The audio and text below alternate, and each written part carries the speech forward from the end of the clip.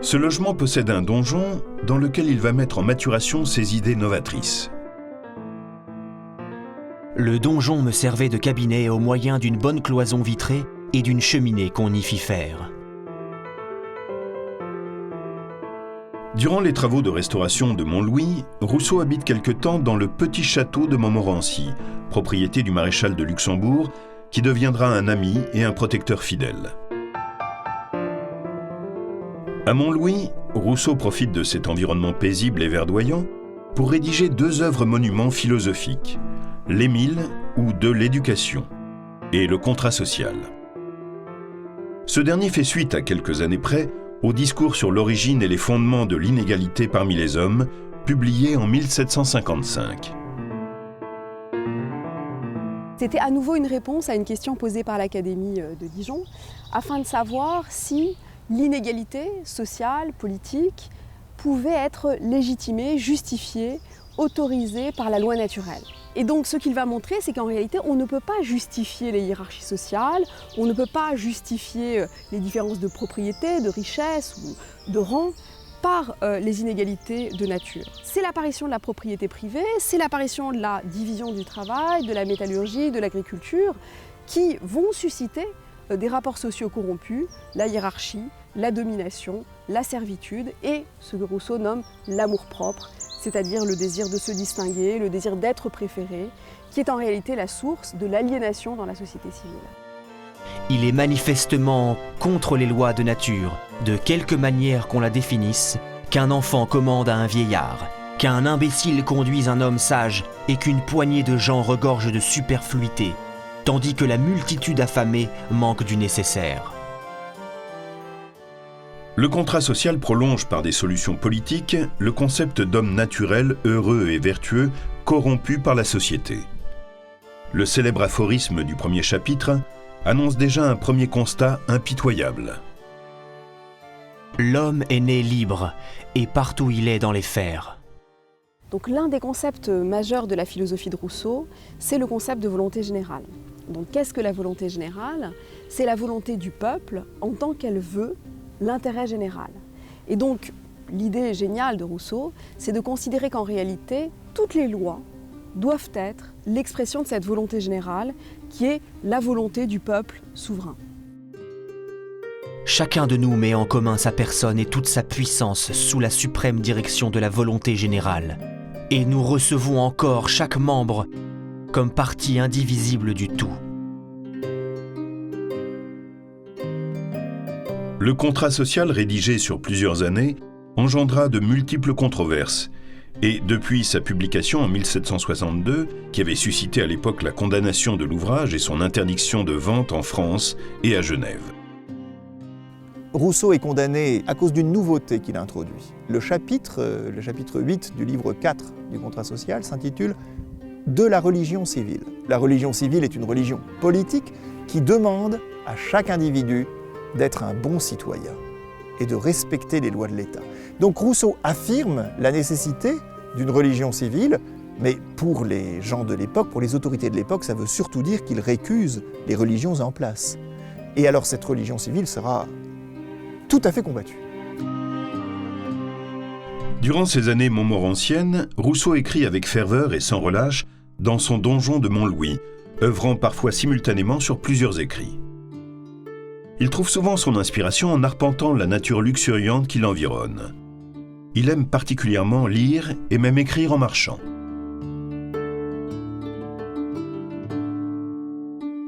Comme Rousseau l'a toujours dit, il aime beaucoup songer, même penser en marchant.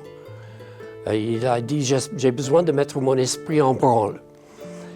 Et on le sait d'autant plus que des fois, il porte avec lui un encrier et de l'encre et du papier pour qu'il puisse s'arrêter en chemin et commencer à noter quelques idées.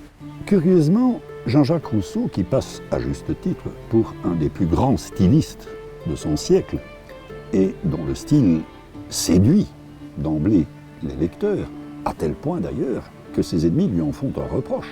Car ses ennemis même reconnaissent la magie de son style, d'autant plus dangereux, disent-ils, que c'est grâce à ce style que Rousseau fait passer des idées inacceptables. C'est donc un homme qui écrit difficilement, avec peine, avec application. Il faut qu'il revienne sur son style, qu'il corrige. C'est un écrivain exigeant et très conscient de la nécessité du travail. Mais ce n'est pas du tout un écrivain à la plume facile. C'est un travailleur du style. Il faut dire que Rousseau a eu recours à une diversité d'écritures qu'il a magnifiquement mise en exergue dans ses œuvres. Ainsi, on retrouve l'écriture autobiographique, musicale, romanesque et enfin philosophique. Mais il y a aussi des brouillons. Et là, ça nous permet de voir avec quel soin Rousseau composait les passages les plus importants. Il les recopie plusieurs fois, qu'il n'arrêtait jamais de biffer, de rajouter. Mon style inégal et naturel, tantôt rapide et tantôt diffus, tantôt sage et tantôt fou, tantôt grave et tantôt gai, fera lui-même partie de mon histoire.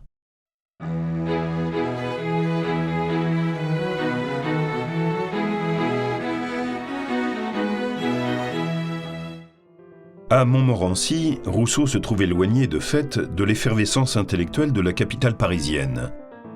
Ses relations d'amitié avec les philosophes et les encyclopédistes de l'époque deviennent graduellement conflictuelles. C'est un caractère extrêmement complexe, difficile à saisir, qui est extrêmement fidèle en amitié, mais qui, vers la fin de sa vie, s'est en définitive brouillé avec tout le monde. C'est un homme malaisé à manier, peut-être assez souvent assez mal à l'aise dans sa propre peau, et dont le contact est difficile. Ainsi, avec Diderot, la connivence de jadis s'est muée en incompréhension. Rousseau, lui, ce qu'il souhaite pour penser, c'est le silence, c'est le calme, c'est la retraite.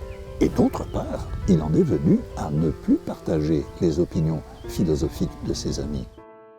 L'aphorisme « Il n'y a que le méchant qui soit seul » dans le roman de Diderot, Le Fils naturel, a profondément blessé Rousseau, y trouvant là une allusion à sa propre personne.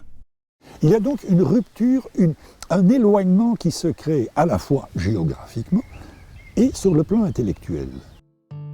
Après avoir rompu avec Madame d'Épinay, avec Grimm, sa fameuse lettre à d'Alembert sur les spectacles, qu'il rédige en 1758 de son donjon, lui mettra à dos définitivement les encyclopédistes, et notamment Voltaire. Ce fut dans ce lieu pour l'or glacé que, sans abri contre le vent et la neige et sans autre feu que celui de mon cœur, je composai en 3 semaines la lettre à d'Alembert. Cette lettre expose sa vision philosophique du théâtre français. Pour Rousseau, ce théâtre est corrompu, il éloigne de la réalité. Trop habitué à la fiction, le spectateur s'émeut moins dans la vraie vie. Après la diffusion de cette lettre, les encyclopédistes, dont Diderot, rompent définitivement toute relation avec Rousseau. Diderot en a été bouleversé. Il a accusé Rousseau d'ingratitude, de calomnie, de mauvaise foi. Il l'a appelé forcené, enragé. Cet homme dit qu'il a perdu la raison. Il s'est inspiré de moi, il suçait mes idées. Et voilà maintenant la récompense que j'en ai. Rousseau, en tout cas, ne voudra jamais revenir sur cette rupture. Voltaire, par ailleurs, l'aristocrate raffiné, dénonce violemment les propos de Rousseau. D'ailleurs, il venait juste de construire un théâtre dans sa propriété près de Genève. Il faut dire que leur philosophie et leur mode de vie sont en parfaite opposition. Ils seront des adversaires impitoyables. Ils s'affronteront par le biais de lettres virulentes, Voltaire allant bien plus tard jusqu'à dévoiler au grand public l'abandon par Rousseau de ses 5 enfants. Pourtant, Rousseau va formuler un système d'éducation original et audacieux dans son ouvrage « Émile ou de l'éducation ». L'Émile paraît en 1762, c'est-à-dire en même temps, la même année que le contrat social. Et il s'agit d'un projet philosophique qui paraît très différent. Dans le contrat social, Rousseau expose ce qu'il appelle les principes du droit politique, donc les fondements de sa philosophie politique. Qu'est-ce qu'une autorité légitime ? En revanche, dans l'Émile, il va exposer les principes de sa philosophie morale. Donc, comment faire advenir un sujet moral et par quelle éducation ? Donc c'est Émile ou de l'éducation. Donc Émile sera cet orphelin que l'on va donner à éduquer un gouverneur et qui va en quelque sorte être guidé par les principes de ce que Rousseau nomme l'éducation négative. C'est l'idée selon laquelle l'homme est naturellement bon, ça c'est une idée qui traverse toute la philosophie de Rousseau, et donc ce sont les institutions qui le corrompent. L'éducation doit donc éviter cette corruption. L'ouvrage est composé de 5 livres, allant de l'état de nourrisson jusqu'au mariage. Pour Rousseau, l'homme n'est rien à sa naissance, il devient tout. La profession de foi du vicaire savoyard est un texte très singulier au cœur du livre 4 de l'Émile. Il s'agit d'une mise en abîme, un vicaire savoyard qui va en quelque sorte exposer son sentiment à un jeune fugitif qui est à la fois une figure de l'Émile et en même temps de Rousseau lui-même, et qui va lui exposer son sentiment sur l'âme, sur le monde et sur Dieu. La nouveauté de Rousseau, c'est de dire il y a sans doute des preuves rationnelles, mais ça ne suffit pas. C'est-à-dire que les preuves contre l'existence de Dieu ont elles aussi une grande valeur. Et donc, le pour et le contre s'équilibrent. En revanche, ce qui fait pencher la balance de manière décisive, c'est le sentiment de la conscience. Et par la voie de la conscience, on est amené à affirmer Dieu. Si Rousseau affirme la croyance en Dieu, ça ne veut pas dire qu'il est une sorte de défenseur ou d'apologiste des religions instituées.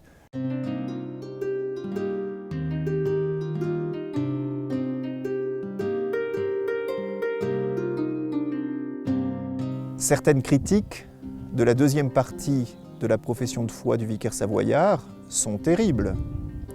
Et c'est une des raisons pour lesquelles l'Émile et du contrat social sont condamnés dès leur parution, brûlés en place de Grève. À Paris, les ouvrages sont lacérés, condamnés. Rousseau est décrété de prise de corps. Il doit quitter le royaume de France. Genève, simultanément, condamne ses écrits, donc Rousseau devient proscrit. Donc il ne comprend pas, il est furieux, désespéré. Il a le sentiment qu'alors qu'il apporte la vérité aux hommes, tout le monde veut le rejeter. Il fuit prestement le 9 juin 1762. De Montlouis, il se sauve par la grande porte du château du maréchal du Luxembourg, pour une vie désormais vouée à l'exil.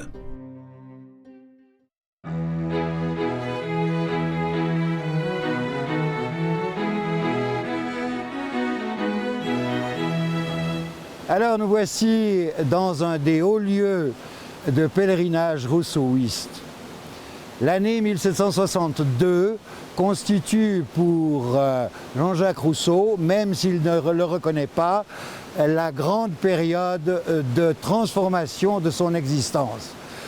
De créateur qu'il avait été, avec l'Émile, la Nouvelle Héloïse et les autres essais antérieurs, le voilà tout à coup condamné à l'exil de Paris. L'exil va amplifier chez Rousseau son sentiment de persécution. Rousseau se réfugie à Yverdon, en Suisse, puis dans le village de Motier-Travers, dans la principauté de Neuchâtel, sous la protection du roi de Prusse. Tous les lieux de ce vallon sont des lieux arpentés par Jean-Jacques Rousseau, et particulièrement pour ses herborisations aux chasserons et au creux du vent. J'ai vis-à-vis de mes fenêtres une superbe cascade qui, du haut de la montagne, tombe par l'escarpement d'un rocher dans le vallon avec un bruit qui se fait entendre au loin, surtout quand les eaux sont grandes. Au cours de cette période, Rousseau se fait confectionner ses célèbres vêtements arméniens. Le célèbre tableau de Ramsay le représente d'ailleurs dans cette tenue. Dès son arrivée à Moitié, Rousseau adopte une tenue particulière qu'on désignera sous le nom de manteau d'Arménien. À quoi correspond cette tenue? Il faut se souvenir que de naissance, Rousseau souffre d'une malformation urogénitale. Et à Montmorency, lors d'une crise particulièrement violente et douloureuse, le maréchal de Luxembourg fait appel au plus grand chirurgien de l'époque. C'est dans ces circonstances que Rousseau, profitant de la présence d'un tailleur, lui demande de lui fabriquer une tenue, et le mot est important, commode. Il se trouve que le tailleur est arménien et qu'il va lui couper un vêtement sur mesure. Et cette tenue caractérisera à tel point Rousseau qu'on fera l'amalgame Rousseau, tenue d'Arménien. Il se fera également faire un couvre-chef qu'il portera en toute saison, été comme hiver, vissé sur le crâne. Isolé, retranché dans sa solitude, Rousseau continue à se défendre et à se justifier par des lettres incisives et percutantes. Tout au long de ses années d'exil, son activité épistolaire est intense. Préalablement à son exil, Rousseau avait déjà rédigé en 1762 4 lettres à Malesherbes, une sorte de prélude aux confessions. Lorsqu'il écrit des lettres, il le dit lui-même à plusieurs reprises, écrire une lettre est pour lui une véritable pénitence. Il y a quelques grandes lettres, comme la lettre à Voltaire sur la Providence, les 4 grandes lettres à Malesherbes, les lettres sur la Suisse au duc de Luxembourg. Il s'agit là, évidemment, de lettres qui, au fond, sont destinées, sinon à une publication immédiate, du moins à être lues dans les salons. Là, bien sûr, l'écrivain soigne son style et ces lettres deviennent de véritables chefs-d'œuvre littéraires en eux-mêmes. À Motier, Rousseau répond à ses accusateurs qui condamnaient l'Émile, l'archevêque de Paris et le procureur général du Grand Conseil de Genève, respectivement dans sa lettre à Christophe de Beaumont et dans ses lettres écrites de la montagne, 2 lettres dont le ton est singulièrement acerbe.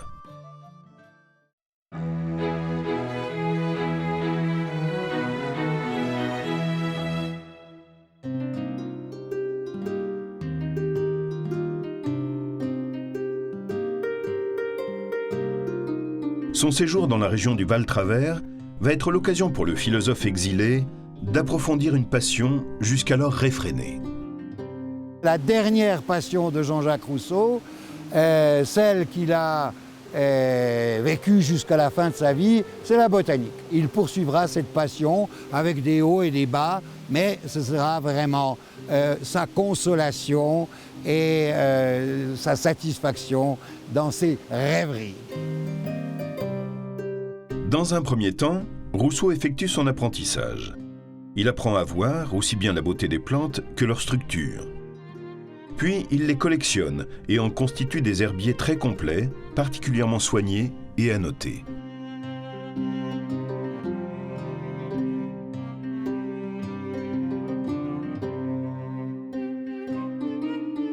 On se souvient que Rousseau avait fait une formation de graveur. Et ce soin se retrouve à la fois dans sa calligraphie qui est tout à fait remarquable et dans l'exécution des planches de botanique. La planche comportant une plante séchée avec beaucoup de soin, où Rousseau s'est efforcé de conserver à la fois la forme et la couleur. Il l'a disposée avec élégance dans le cadre, il l'a maintenue par de très petits éléments de papier et c'est en fait une véritable œuvre d'art. Toujours dans une optique pédagogique et avec continuellement le souci de simplification, il élabore un système de notation et d'abréviation des termes botaniques. Il rédige aussi un dictionnaire des termes spécifiques de la botanique. Enfin, il écrit les lettres sur la botanique qui sont destinées à l'initiation d'un néophyte.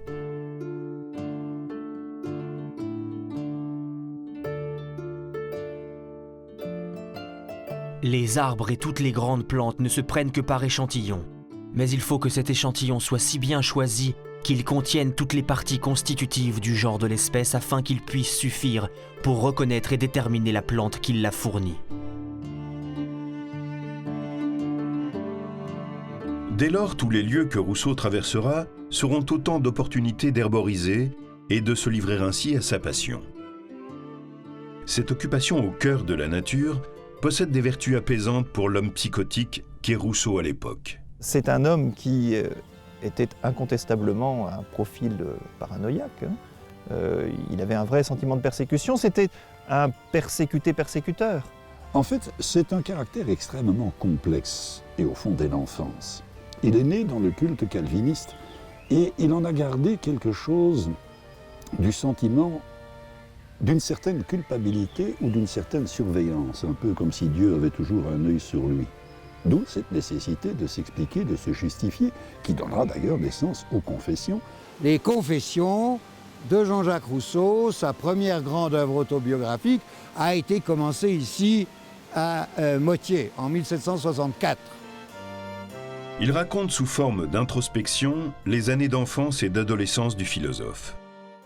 La première partie, composée des 6 premiers livres, se déploie jusqu'à son arrivée à Paris. Cette période est évoquée sur un ton badin, joyeux.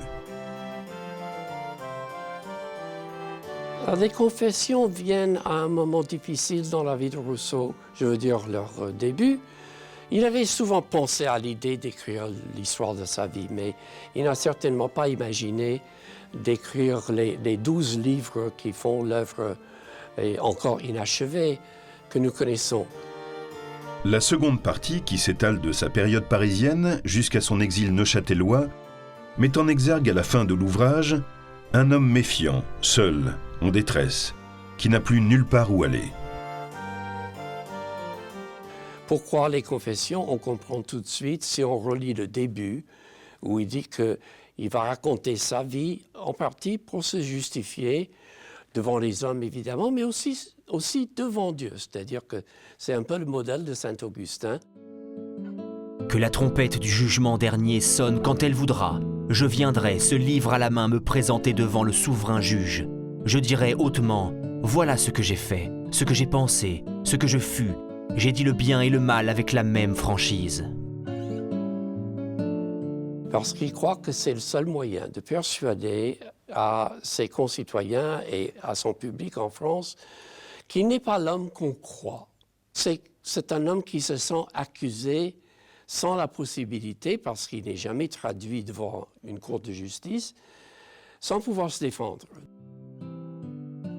Rousseau réside à Motier près de 3 années, dans une relative quiétude. Seulement les fameuses lettres écrites de la montagne sont brûlées, à La Haye, à Genève, puis à Paris. La sérénité régnante n'a plus cours dans le petit village. La maison de Rousseau est lapidée dans la nuit du 6 septembre 1765.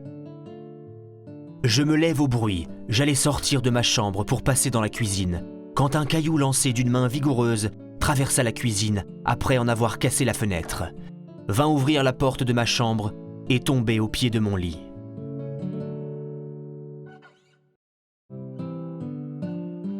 Le philosophe quitte le bourg sur le champ. Blessé, humilié, il se réfugie sur l'île Saint-Pierre, au milieu du somptueux lac de Bienne. Là, il y passe 6 semaines idylliques, herborisant, rêvant au gré des vagues, se promenant le long des flots, grimpant parfois à la gloriette, lors de liesses célébrant les vendanges. Quand le soir approchait, je descendais des cimes de l'île et j'allais volontiers m'asseoir au bord du lac, dans quelque asile caché. Là, le bruit des vagues et l'agitation de l'eau fixant mes sens et chassant de mon âme toute autre agitation, la plongeait dans une rêverie délicieuse où la nuit me surprenait souvent sans que je m'en fusse aperçu.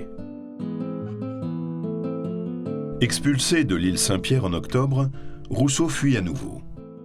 C'est un homme proscrit, malade, méfiant, paranoïaque, qui trouve asile en Angleterre. Puis il rentre en France en s'engageant à ne plus rien publier de son vivant sur quelque sujet que ce puisse être, et qu'il renonçait même à écrire ses mémoires. Rousseau revient notamment pour déjouer le complot présumé tramé contre lui. Il réside alors aux 2 rues Plâtrière.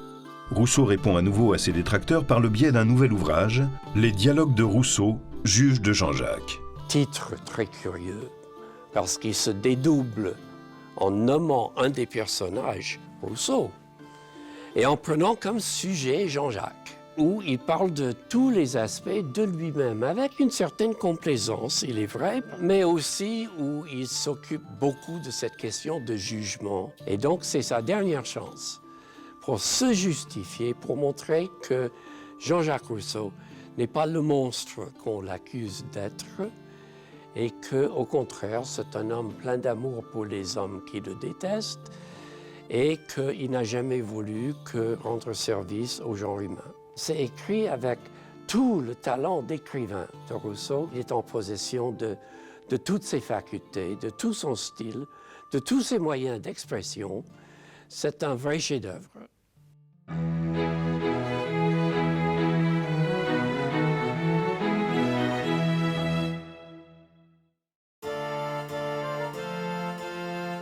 À partir de mai 1778, Rousseau accepte l'hospitalité du marquis René de Girardin à Ermenonville, un petit village à une 40aine de kilomètres de la capitale parisienne. Le marquis éclairé, ayant beaucoup voyagé en Europe, est un fervent admirateur de Rousseau et de ses principes. Ainsi, quand René de Girardin aménage son domaine, il s'inspire de la philosophie des Lumières et de l'esprit rousseauiste. Le philosophe profite d'un environnement incroyable, créé selon ses principes de vie. La nature y est glorifiée en tout lieu. Il exprime sa gratitude et son enthousiasme à Monsieur de Girardin.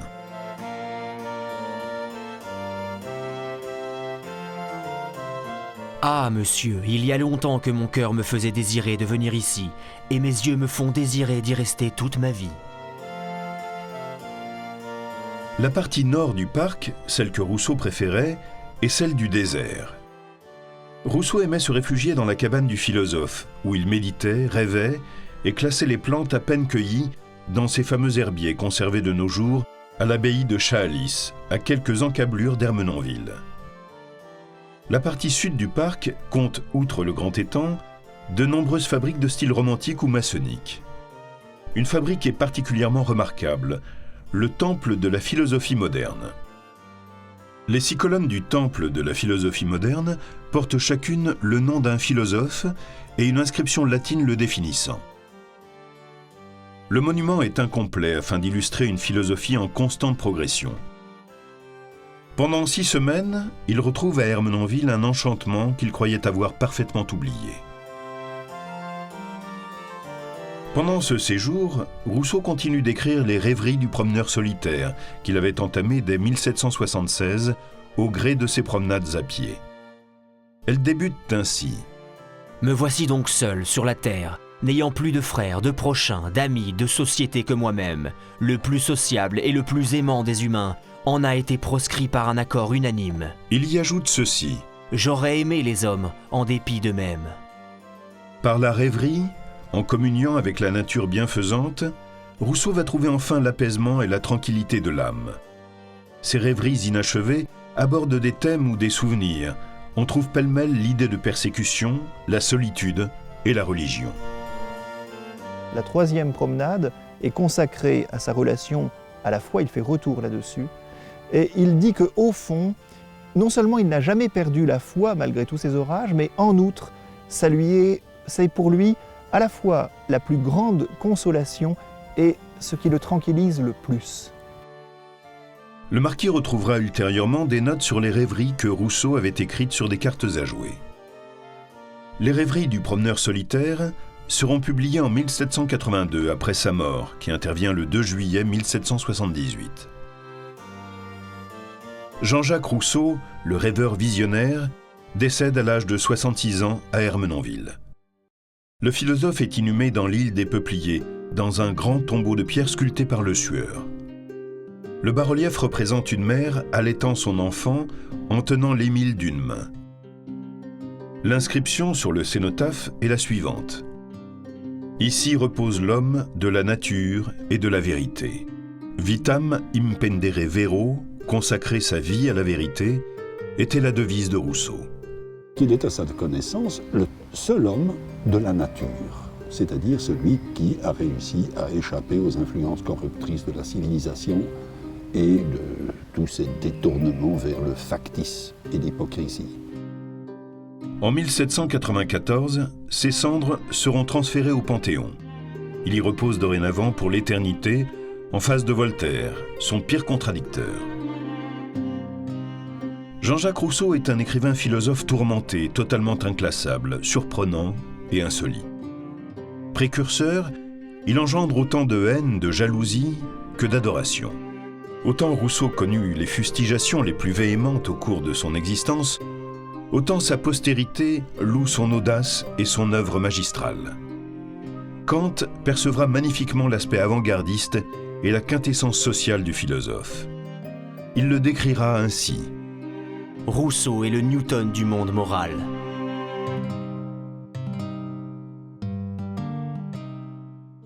Il est également réinvesti, revisité par la pensée féministe, qui considère qu'il y a aussi à puiser dans la philosophie de Rousseau, et en particulier dans sa théorie de la famille. Incontestablement, c'était un profil psychologique déséquilibré, oui. Ça n'empêche pas d'être un grand génie. Rousseau est aux yeux de tous un mystère dont seul Jean-Jacques a la clé.